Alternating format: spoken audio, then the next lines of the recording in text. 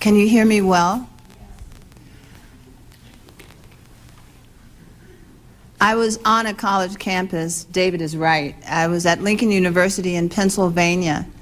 I was 18 years old, and I read a magazine article,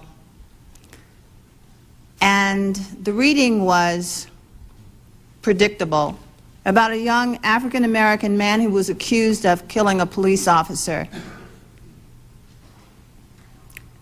The picture, however, was appalling.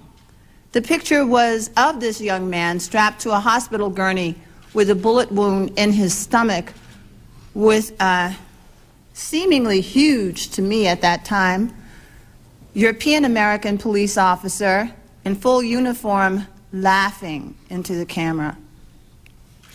I studied the picture for quite some time. I didn't even have tears for it. I was so appalled. I read further and found out that this man belonged to an organization called the Black Panther Party at that time, for self-defense.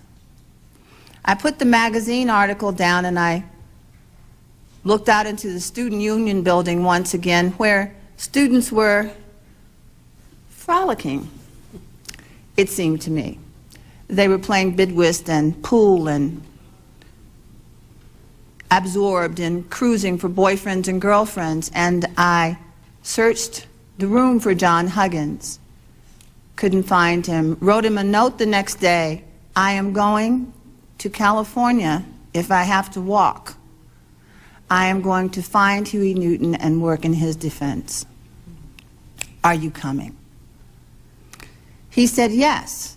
And so we drove in his hoopty Plymouth Valiant across the country with my cat and a friend who thought that he was going to be found as a blues singer in Hollywood. We drove across the country and ended up, after dropping our friend off, in Los Angeles, in West Los Angeles, in a funky little apartment. And we took factory jobs while locating the Black Panther Party, which was easy to do because in almost every neighborhood, party members were selling the Black Panther Party newspaper, which was, you would call it underground, but it really wasn't. It was very above ground. You could find it everywhere. And it was news from all over the globe. David is right. We weren't just nationalists. We weren't just cultural. We were about global change, and this is what scared the government into minimizing our principles and calling us racists. We were about redistribution of the wealth, of the resources. All people, like that baby over there, deserve the best just because they're born. And there shouldn't be any people who have less because of their pink job, because of their size, their age, their class, their country of origin, the language they speak, their sexual orientation. And what I found when I read that little newspaper, it was only about 8 or 10 pages long, is that that's what the Black Panther Party was talking about, the end to oppression. I was inspired. And I joined right away, and I did anything from answering phones in Los Angeles, in South Central Los Angeles, which many people are afraid to go to. I still can't figure out why, because people live there and love one another there and birth their children there and have lived there and will live there. So we moved into South Central later, John and I. We were friends and then we were married, and we did everything. Sold newspapers, answered telephones, wrote letters to politicians, talked to people who were willing to donate resources of all kinds to us, and we lived a very simple life. There were about, when I got there, there were about 20 members of the party in Los Angeles.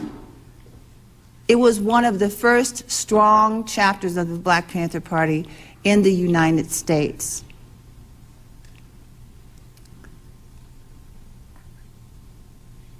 I believe that I turned 19 during the time that I was doing all of these things. John Huggins was 23, or 22, sorry, 22. And we knew also that the local law enforcement and national law enforcement in the form of the Federal Bureau of Investigation tailed us and surveilled us at every turn. We knew that though what we were doing was unpleasant, that it was beneficial. And actually, many times, we didn't think that we would wake up alive the next day. I still have such gratitude that I am alive, that they are alive.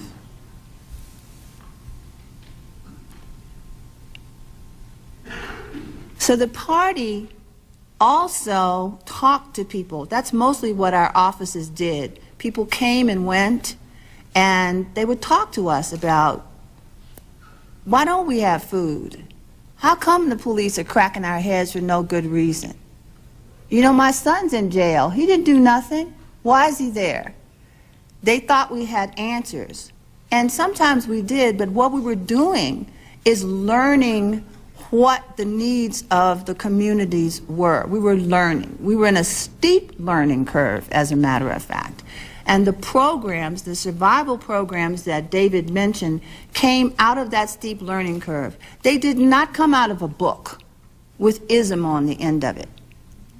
They came from the people's hearts.